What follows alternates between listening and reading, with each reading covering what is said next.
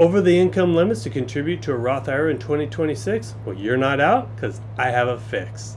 There is a completely legal strategy that high earners use, and most people don't fully understand it.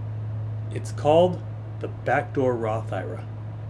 But there's an IRS rule that can trip people up, and if you miss it, it can create a surprising tax bill. But we'll get to this in a minute. For 2026, IRAs have a contribution limit of $7,500 if you're under 50 years old. If you're over 50, you get an additional $1,100, bringing you to $8,600. In the case of a Roth IRA, they also have income limits. For single filers, the phase out begins at $153,000 and is completely gone by $168,000. Married, filing jointly, your phase out begins at $242,000 a year and completely phases out by $252,000 a year. So if you're above that, you cannot contribute directly to a Roth IRA. That's a problem.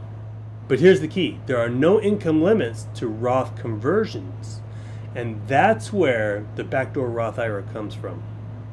Let me ask you something. Are you currently over the Roth IRA income limits? If so, this applies directly to you.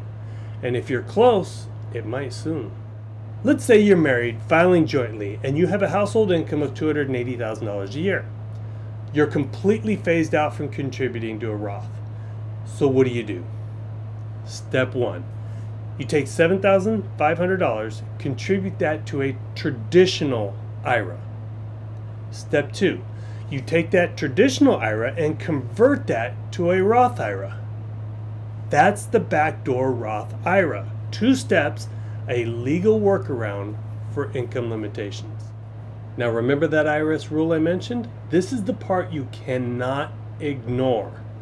The IRS treats all SEPs and simple IRAs as one combined bucket. You cannot isolate after-tax contributions if you already have pre-tax IRA money. Now this is where the IRS rule comes in. It's called the pro rata rule. Pro rata simply means proportional. Yeah, why not just say that? I know. The IRS looks at all your traditional, SEP, and simple IRAs as one account, and any conversion is taxed proportionally based on how much of the total balance is pre-tax versus after-tax. And that's the rule that trips most people up. Let's say you already have $92,500 pre-tax in your IRA account. You then add $7,500 non-deductible, bringing your total balance to $100,000 in this account. Only 7.5% of that $7,500 is tax-free. The rest of it is taxable. That's the pro rata rule. Now, if the pro rata rule feels a little confusing, don't worry, you're not alone. This is where working with a qualified CPA or your tax professional becomes extremely valuable.